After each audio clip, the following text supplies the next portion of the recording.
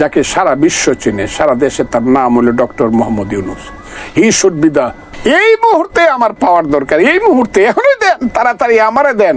হ্যাঁ, গরম ভাত ঠান্ডা হয়ে যাচ্ছে, আমি খাবো যদি করেন, তাহলে এই দেশ শেষ হয়ে আবার, কিন্তু আবার একই জিনিস আসবে। যদি আমরা মনে করি যে পাওয়ার এই মাত্র পেয়ে গেছে, আমরা সব পাওয়ার আমরা নিজেরা ভোগ করব। আমি মনে করি যারা জয় লাভ করছে, আমি পারি নাই, বিএনপি পারে নাই, কোন রাজনৈতিক দল পারে নাই। গত 15 বছর হাসিনা তার স্টিম রুলার চালাইছে। বিএনপির 7 লাখ মানুষের 10 লাখ মানুষের মিটিং 10 মিনিটে ভেঙে দিছে। বিএনপি দাঁড়াইতে পারে নাই, শেষ পর্যায়ে ফেল করছে। প্রথম মুক্তিযুদ্ধে আমি কমান্ডার ছিলাম, আমি ফেল করছি, আমার স্বপ্ন বাস্তবায়ন হয়। যে স্বপ্ন নিয়ে আমি এই দেশটা স্বাধীন করেছিলাম, আমার সেই স্বপ্ন বৃথা গিয়েছে। আমার স্বপ্নের বাংলাদেশ আজকের বাংলাদেশ নয়। কাজে আমি দুঃখ ভারাক্রান্ত মন নিয়ে আজকে অনেকগুলো কথা বলতে চাই, জীবনের রিস্ক নিয়ে। আমি কথা বলার পরে আমার উপরে অনেক অত্যাচার ও বিচার নেমে আসতে পারে, তারপরে কথাগুলো আমি বলে যাব।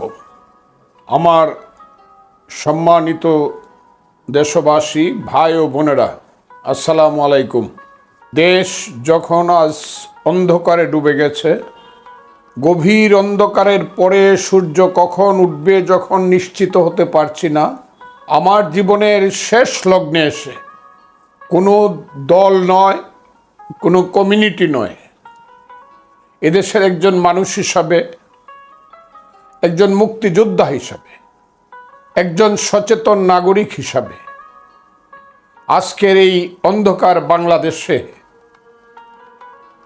আমি কিছু কথা বলতে চাই। 1957 সালে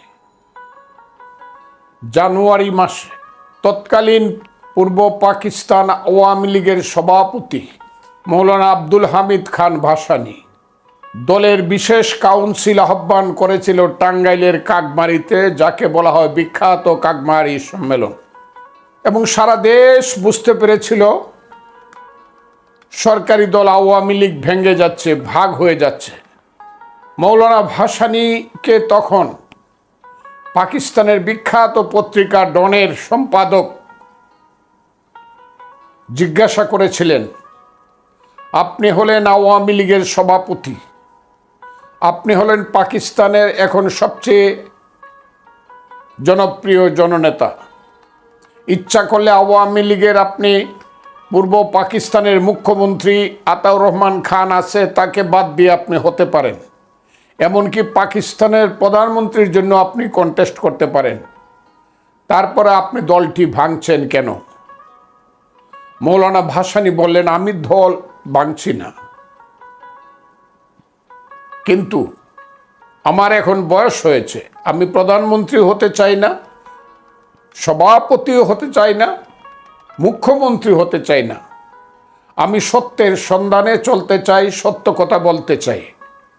উনি বললেন, আমার বয়স 70-এর চেয়ে বেশি হয়ে গেছে, কাজে এখন আমার জীবন কবরের পাশে দাঁড়িয়ে আছে, আমি সত্য কথাগুলো বলে যাব।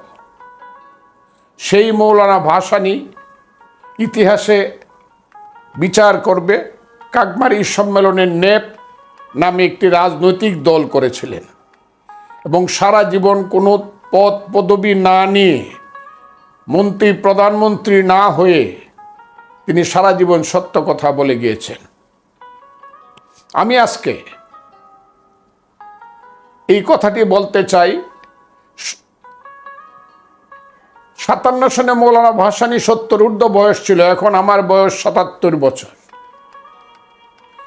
আগামী 3 অক্টোবর 24 সন আমি 77 বছরের মানুষ হব। 77 বছর বয়সে একজন মানুষ মৃত্যুবরণ করলে মানুষ মনে করে সঠিক সময়ে মৃত্যুবরণ করেছে। আমার সেই সময়টা এসে গেছে। কাজে বাংলাদেশে এখন যতদিন বাঁচব, দল মত নির্বিশেষে আমি কিছু সত্য কথা আমার মতো করে বলে যাব। এটা অন্যের কাছে পছন্দ নাও হতে পারে, আরেকজন আমার মতের বিরোধিতা করতে পারেন, তার মতের প্রতি আমার শ্রদ্ধা থাকবে। বাঙালি জাতির কোনো দেশ ছিল না কখনো। জাতিসত্তার প্রথম যে দেশ সৃষ্টি হলো সেটা 1971 সনে মুক্তিযুদ্ধের মাধ্যমে বাঙালি জাতির একটা রাষ্ট্র সৃষ্টি হলো। এবং আমি ভাগ্যবান, সেই সময় আমি ঢাকা বিশ্ববিদ্যালয়ে MA পড়তাম, আমি ছাত্রলীগ করতাম, ইকবাল হলে থাকতাম। সারা বাংলাদেশের রাজনৈতিক কর্মীদের মধ্যে সবচেয়ে গুরুত্বপূর্ণ রাজনৈতিক কাজগুলো যে কর্মীরা করত ইকবাল হলে থেকে, আমি সেই 116 নম্বর ইকবাল হল, জনাব শাহজাহান সিরাজ যে রুমে থাকতেন, জাতীয় 4 ছাত্র নেতার একটা, আমি সেই রুমের রুমমেট ছিলাম, যেখানে সিরাজুল আলম খান প্রায় সব সময় আসতেন। সেই সময়টাতে সেই মুক্তিযুদ্ধ, যে দেশ, যে স্বপ্ন নিয়ে আমি এই দেশটা স্বাধীন করেছিলাম, আমার সেই স্বপ্ন বৃথা গিয়েছে। আমার স্বপ্নের বাংলাদেশ আজকের বাংলাদেশ নয়। কাজে আমি দুঃখ ভারাক্রান্ত মন নিয়ে আজকে অনেকগুলো কথা বলতে চাই জীবনের রিস্ক নিয়ে। আমি কথা বলার পরে আমার উপরে অনেক অত্যাচার অবিচার নেমে আসতে পারে, তারপরে কথাগুলো আমি বলে যাব। প্রিয় দেশবাসী, এই ধরনের একটা দেশের জন্য আমরা যুদ্ধ করি নাই। বিশেষ করে গত 1 যুগ ধরে শেখ হাসিনার নেতৃত্বে বাংলাদেশে গণতন্ত্র লুট হয়ে গিয়েছে। একদল ডাকাতের সৃষ্টি হয়েছে, এরা চোর ডাকাত এবং ভোট ডাকাত, এরা এই দেশটাকে লুট করছে।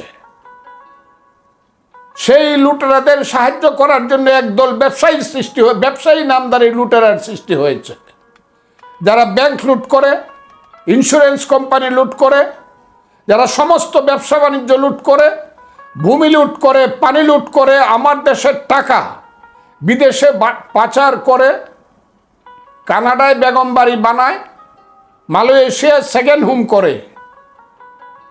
এখন আবার নতুন জায়গা হয়েছে তাদের, সুইজারল্যান্ডের পরে সবচেয়ে নতুন জায়গা হয়েছে দুবাই। আমার দেশের সমস্ত টাকা মানি লন্ডারিং করে নিয়ে যাচ্ছে। আমার দেশের মানুষ ফকির হয়ে যাচ্ছে, একটা দরিদ্র দেশ আমরা। এই দেশের 3.5 কোটি থেকে 4 কোটি মানুষ সারাদিনে এক বেলা বেশি ভালোভাবে খেতে পারে না। রাতে অনেকে পানি খেয়ে শুয়ে থাকে, আধপেটা খেয়ে শুয়ে থাকে। হাজার হাজার মানুষ খোলা আকাশের নিচে ঘুমায়। কমলাপুর স্টেশন থেকে ধরে গুলশানের বস্তিতে লক্ষ লক্ষ মানুষ ঘুমায়। তাদের ছেলেদের স্বাস্থ্য নাই, তাদের ছেলেদের পেটে ভাত নাই, রাতের বেলা তাদের পেট জ্বলে, তাদের ছেলেদের হাতে শিশু শিক্ষা বই নাই। এই দেশটাতে একদল লুট করে খাচ্ছে। সেই লুটেরাদের নেতা হলো বর্তমান সরকার। তারা ভোটের সময় ভোট লুট করে, কাউকে ভোট দিতে দেয়, গণতান্ত্রিক অধিকার হত্যা করে, চাকরির সময় চাকরি লুট করে, মানুষের গণ অধিকার লুট করে, মানব অধিকার লুট করে, এবং তাদের বিরুদ্ধে কথা বললে গুলি খেতে হয়, জেলখানায় যেতে হয়, মিথ্যা মামলায় মাসের পর মাস জেলখানায় থাকতে হয়। এই যে একটা জাহান্নামের দেশ, এই দেশটা সৃষ্টি করার জন্য যুদ্ধ করি নাই। সেই দেশে গত কিছুদিন আগে ফুলের মতো পবিত্র, নিষ্পাপ শিশু, কিশোর, তরুণ, ছাত্র, যুবকেরা একটা নির্দোষ আন্দোলন করলো। ওই যে কোঠা বিরোধী আন্দোলন যাকে বলা হয়, সেই আন্দোলনটা শুরু করলো। ইচ্ছা করলে শেখ হাসিনা, বাংলাদেশের প্রধানমন্ত্রী যদিও অবৈধ, শেখ হাসিনা ইচ্ছা করলে অথবা তার শিক্ষামন্ত্রী, স্বরাষ্ট্রমন্ত্রী অথবা তার সেতুমন্ত্রী, আওয়ামী লীগের সাধারণ সম্পাদক ইচ্ছা করলে 1 ঘন্টার মধ্যে এই সব কোমলমতি ছেলেদেরকে ডেকে নিয়ে তাদের কথা শুনে একটা বিবেচনা বুধের মধ্য দিয়ে ব্যাপারটাকে শেষ করতে পারতেন। কিন্তু এই ব্যাপারটা, কোটা বিরোধী আন্দোলনের ব্যাপারটা তাদের অহংবোধের মধ্যে লাগলো। ছেলেরাই এমনকি হাজার হাজার পুলিশের বেষ্টনী ভেদ করে বাংলাদেশের সর্বোচ্চ পদে অধিষ্ঠিত মহামান্য রাষ্ট্রপতির কাছে গিয়ে পর্যন্ত স্মারকলিপি দিল। তারপরও সরকারের ঘুম ভাঙ্গে নাই। হঠাৎ করে বাংলাদেশের প্রধানমন্ত্রী এক রাতের বেলা বলে ফেললেন, যারা এই আন্দোলনটা করছে, কোঠা বিরোধী আন্দোলন করছে, আমি কি মুক্তিযোদ্ধার নাতি নাতনিদের জন্য করব, নাকি রাজাকারের নাতি নাতনিদের জন্য দেশটা সৃষ্টি হয়েছে? প্রধানমন্ত্রী এই কথা বলার পরে এদের বয়স কত? দে আর টিনএজার, ছাত্র ছাত্রী সমস্ত হল থেকে, সমস্ত স্কুল কলেজ থেকে রাত্র 1টা 2টা 3টার সময় বেরিয়ে গেল। তাদের মুখে স্লোগান আসলো। কি স্লোগান আসলো? তাদের মুখে স্লোগান আসলো, তুমি কে আমি কে, রাজাকার রাজাকার। প্রধানমন্ত্রীর কথার প্রতিফলন। ঠিক এই স্লোগানটারই উত্তর হলো, কে বলেছে কে বলেছে, স্বৈরাচার স্বৈরাচার। অর্থাৎ স্লোগানটা হলো, ফুল স্লোগানটা হলো তুমি কে আমি কে রাজাকার। এই কথাটা বলেছে আমাদেরকে প্রধানমন্ত্রী। আবার এর উত্তর হলো কে বলেছে স্বৈরাচার স্বৈরাচার। আবার আরেকটা সুন্দর স্লোগান, চাইলাম অধিকার হইলাম রাজাকার। তাহলে এরা বলে নাই যে আমরা রাজাকার বলে আমরা আন্দোলন করছি না।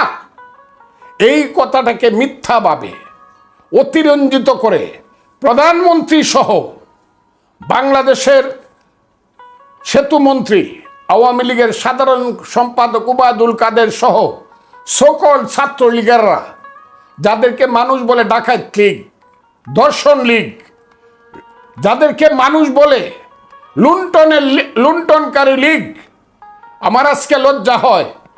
ওই ছাত্রলীগের এক সময় আমি সভাপতি ছিলাম এবং আওয়ামী লীগকে যারা রক্ষা করেছে, আওয়ামী লীগকে বলবো না, সরকারকে অনেকটা যারা নিঃশ্বাস ফেলার সময় দিয়েছে, আমি আজকে খুব সুস্পষ্টভাবে বলতে চাই, আমি সেই ছাত্রলীগের প্রেসিডেন্ট ছিলাম যে ছাত্রলীগে আমার সহকর্মী ছিল আজকের চিফ জাস্টিস সহ সুপ্রিম কোর্টের 3জন বিচারপতি। আজকের চিফ জাস্টিস জনাব ওবায়দুল হাসান, জনাব এনায়েতুর রহিম সহ আরো একজন আছেন, তারা ছিল আমার সহকর্মী আমি যে ছাত্রলীগের প্রেসিডেন্ট ছিলাম। আমি আজকে গৌরব করে বলছি, এরাই এই দেশটাকে রক্ষা করার জন্য একটা আদেশ দিয়েছে, একটা অর্ডার দিয়েছে।